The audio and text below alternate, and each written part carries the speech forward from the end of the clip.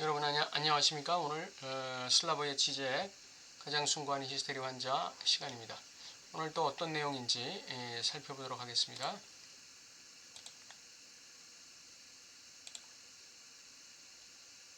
오늘은 I와 A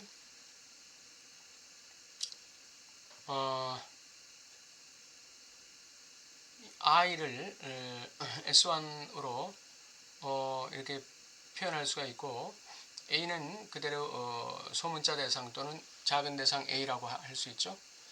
우리가 S1을 의미작용의 핵심 단어 핵이라고 한정하는 것, 이것은 그것이 가장 풍부한 단어일 것이라는, 누빔질된 장의 모든 의미작용적 풍부함을 압축하는 단어일 것이라는 사실에 기인하지 않는다. 이 S1이라는 게, 이 대표기표라는 거, 이 주인기표라는 것은 이 모든 이 상징계, 즉 의미작용의 장을 누빔질함으로써 그 의미작용의 전체 장의 풍부함을 갖다가 압축해서 한마디로 표현하는 그런 것이 아니라는 것이죠. 그것은 오히려 사물들 자체가 그것들의 장의 단일성 안에서 식별되기 위해 지시하는, 가리키는 단어일 것이다. 사물들 자체가 사물들의 장의 단일성 안에서 식별되기 위해서 지시하는, 가리키는 단어일 것이다. 그러니까 이 S1이라는 거, 이 I라는 거, 이것은 사물들, 이 애매모호한 사물들의 세계를 좀 더 명료하게 볼 수 있게 하는 하나의 지시 등 하나의 이 표지판이라고나 할까? 그런 것이죠. 애매모호한 사물들을 조금 더 좀 명료하게 볼 수 있는. 그래서 이 S1은 이 사물들의 세계에서 솟아나는 것입니다. 말보로의 유명한 광고를 보자. 그것은 구릿빛 카우보이의 이미지, 초원의 광대한 평야. 이 모든 것은 아메리카의 잘 규정된 이미지를 함축 의미한다. 어떤 개척의 어떤 진취적인 그런 이미지를 함축 구축하는 거예요. 그러나 누빔질 효과, 즉 S1의 효과라는 것은 실제적 미국인들이 자신이 그들의 이데올로기적 자기 이해 안에서 말보로 광고가 창조한 이미지에 스스로를 동일시하기 시작할 때 이 누빔질 효과가 나타나는 거예요. 말보로 광고가 창조한 이미지는 어떤 상징계적인 이미지도 있지만 사실 그보다 더한 어떤 것이 있다는 것이죠. 거기에 미국인들이 동일시할 때 비로소 누빔질 효과가 생긴다는 것입니다. 코카콜라만 언급해보죠. 본질적인 것은 코카콜라가 아메리카에 대한 특징적 시각을 함축 의미한다는 것에 있지 않다. 이게 이제 상징적 이미지죠. 이 상징적 이미지에 국한되는 것이 아니다 이거죠. 미국이 아메리카라는 것은. 본질적인 것은 오히려 아메리카에 대한 특정한 시각 자체가 코카콜라라는 기표에 스스로를 동일시하면서 자신의 일관성을 갖는다는 데 있다. 본질적인 건 똑같아요. 말보로 광고가 함축하고 말보로 광고가 제시하는 그 이미지, 거기에 미국인들이 스스로를 동일시할 때, 또 미국인들이 코카콜라라는 기표가 던지는 그 이미지에 스스로를 동일시할 때, 이때 이제 누빔질 효과가 나타나는 것이죠. 아메리카, 그것은 코카콜라이다. 여기서 코카콜라는 무엇인가? 라는 질문에 대한 가능한 유일한 대답은 바로 비인칭적인 그것이다. 이게 사물이다 이거죠. 비인칭적인 그것이다. 사물이다. 코카콜라, 그것은 셀 수 없는 X다. 욕망의 원인 대상 X다 이거예요. 코카콜라, 그것은 사물이다 이거죠. 이해할 수 없는 어떤 것. 코카콜라가 던지는 이미지를 넘어서는 어떤 것이다 이거죠. 바로 이 잉여의 X 때문에 이게 A예요. 이 잉여의 X, A. 이 잉여의 X 때문에 누빔질 작업은 순환적이 아니다.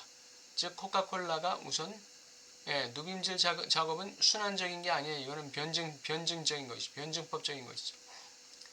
코카콜라가 우선 아메리카의 정신을 함축 의미하기 때문에 순환적이라는 의미는 이게 폐쇄된 걸 의미하는 거예요. 근데 변증법적이다 그러면 그것은 개방적인 것을 의미하는 것이죠. 코카콜라가 우선 아메리카의 정신을 함축 의미하기 때문에 그 다음에 그 정신, 다시 말해 그것을 표명한다고 여겨지는 일련의 특징적인 신선함, 젊음, 이런 정신은 그것의 의미작용적 표상자로서 코카콜라 안에 응축될 것이기 때문에 우리는 누빔질로 아무것도 얻지 않는다고 말하는 것은 틀린 것이다.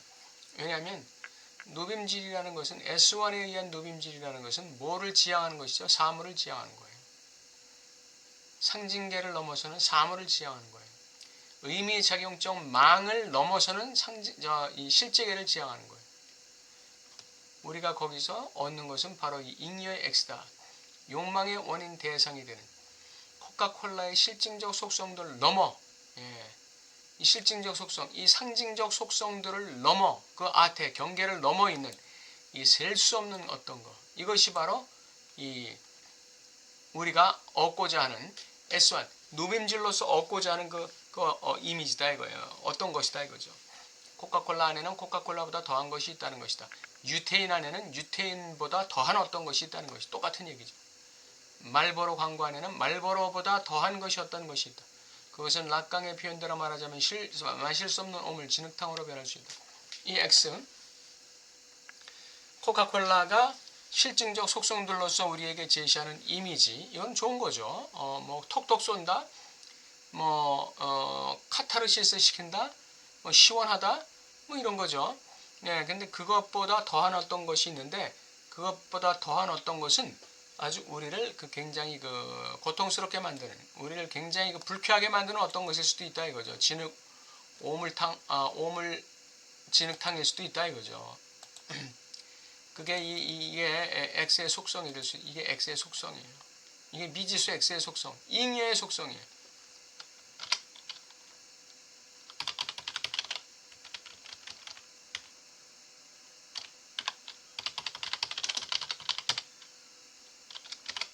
이게 미지수 X, 이 잉여의 X의 속성이 바로 이런 거예요. 우리를 갖다가 굉장히 놀라게 할 수 있다는 것이죠. 놀라게 할 수 있다. 우리를 갖다가 아주 소름 끼치게.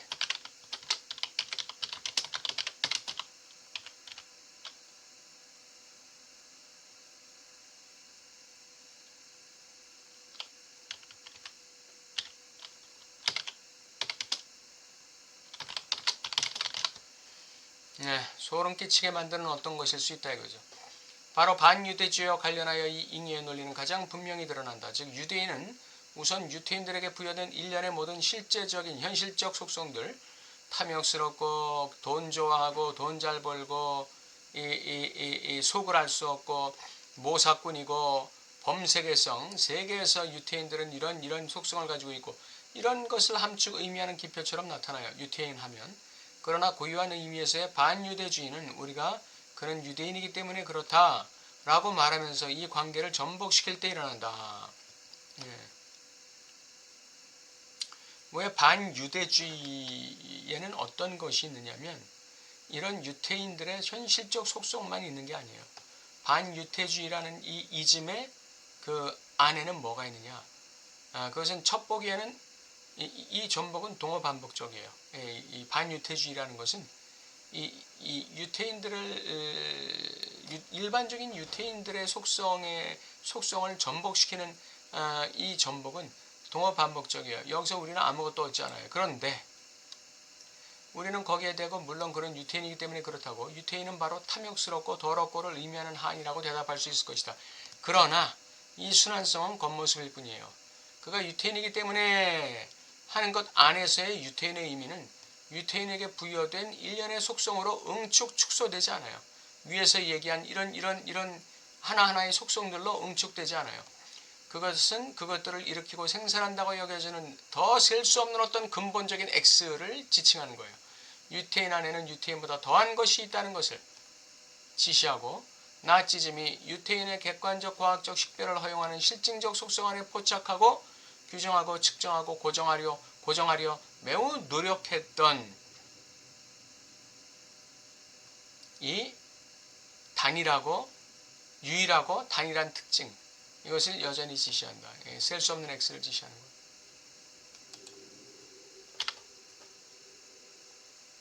이 유일하고 단일한 특징, 이 셀 수 없는 X. 잉여의 X. 네, 이걸 지시하는 거예요. 유태인 안에 유태인보다 더한 것이 있다. 셀 수 없는 X. 이게 A거든요. A. 셀 수 없는 X를 대상의 실증적 속성 안에서 찾는 것은 헛된 일이다. 왜냐하면 그것은 셀 수 없는 X라는 것은 사물들의 수준이 아니라 단어들의 수준에 생산되기 때문입니다. 이 셀 수 없는 X라는 것은 그 단어들 수준에서 생산돼요. 단어에서 미끄러지는 것이죠. 단어에서 미끄러지는 것. 단어에서 미끄러지는 것이 바로 셀 수 없는 X예요. 즉 작은 대상의 이 역설적 사물은 대타자 안에 의미작용적 망의 구멍, 이 구멍, 의미작용 상징계 구멍, 단어들의 수준의 이 미끄러짐, 이 구멍으로부터 그것의 일관성을 부여받는다. 반면 다른 한편 순수한 깊이 S1, S1, 순수한 깊이 S1, 이 누빔점은 사물들 수준에서 생산돼요. 그래서 사물을 갖다가 좀 더 명료하게 만드는 작업을 하는 것이죠. 이 누빔점으로서의 S1이라는 것은. 다시 말해 의미작용적 지점으로서 생산된다. 의미작용적 지점으로 생산된다는 말이 무슨 말이에요? 이게 바로 하나의 이 표지판,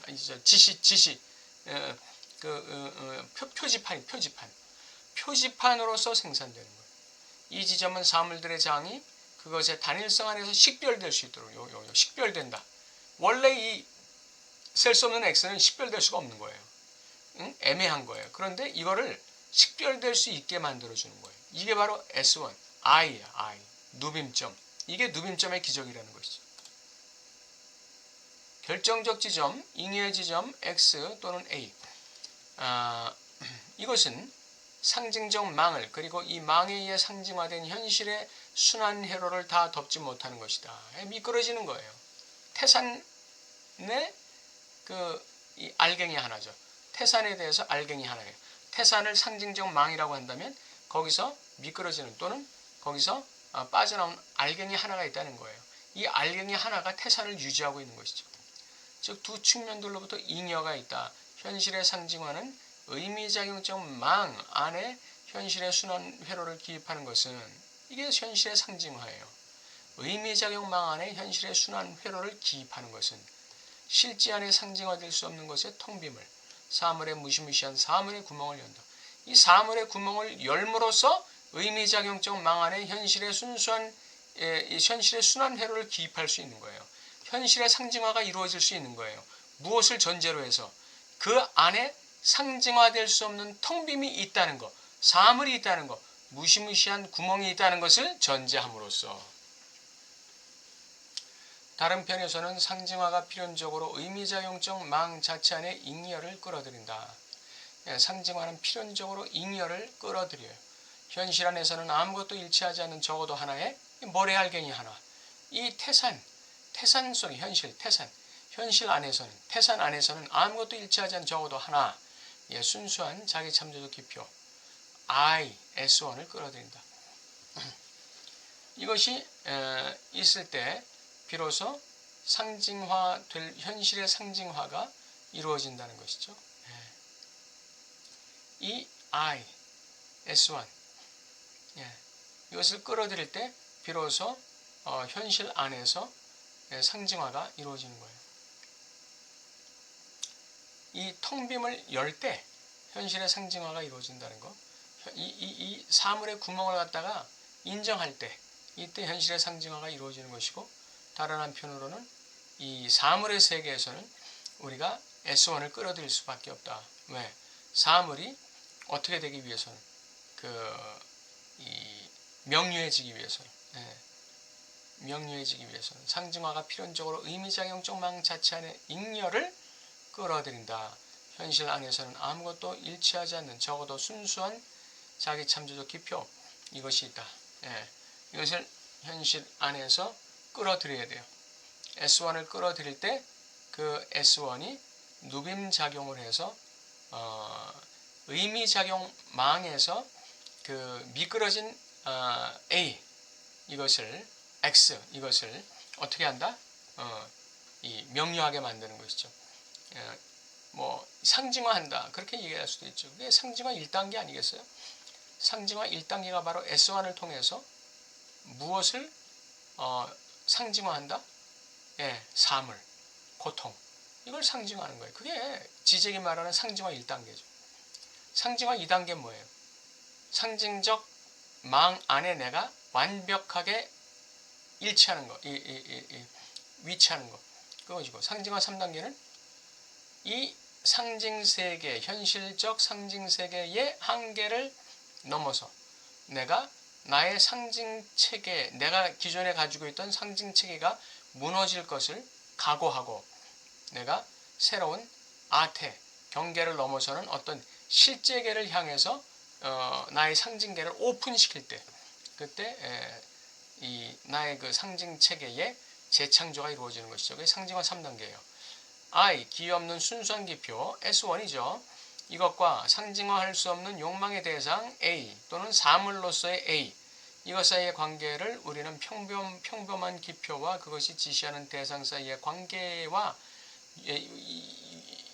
관계를 갖다 보완시키거나 평행적 관계로 유비되는 관계로 해석해서는 안 된다.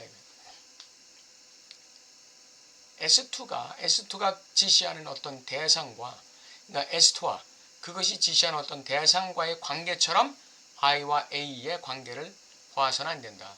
달리 말해 우리는 현실의 순환 회로의 평범한 기표들의 망이 일치하는 것과 마찬가지로 I는 A를 현실의 순환 회로에서 제외된 것을, 떨어진 것을 지시한다고 결코 말해서는 안 된다.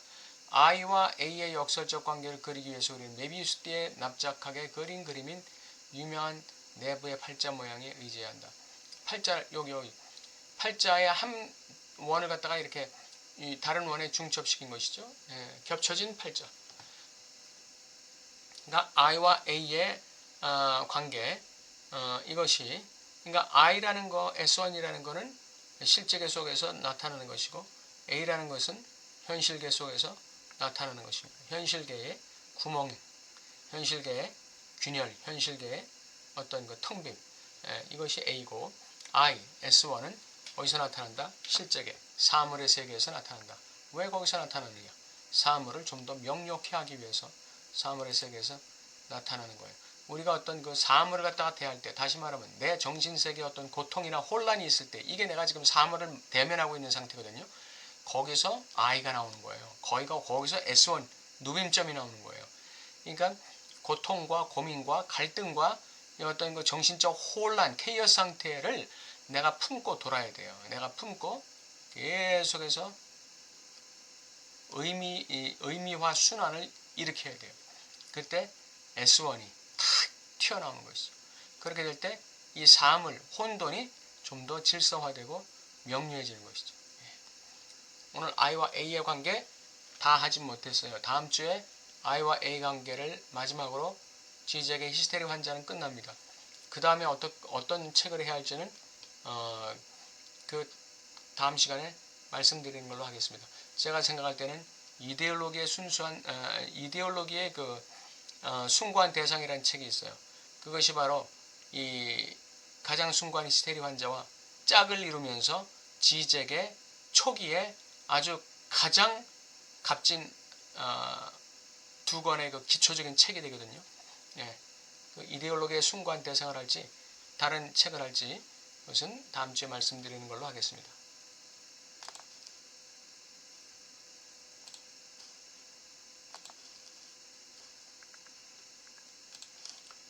네, 오늘 지적이 얘기하는 I와 A, S1 누빔점, 누빔질의 효과, 여기에 대해서 했는데 I와 A는 다음 시간까지 계속됩니다. 그래서 다음 시간에 I와 A의 관계를 마지막으로 지적의 가장 숭고한 히스테리 환자 시간 모두 끝내는 걸로 하겠습니다. 감사합니다.